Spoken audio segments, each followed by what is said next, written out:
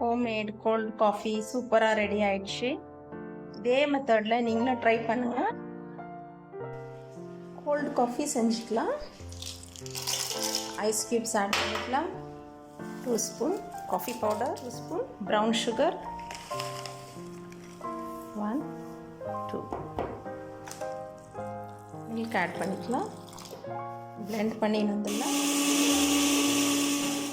Homemade cold coffee ready ஆயிடுச்சு.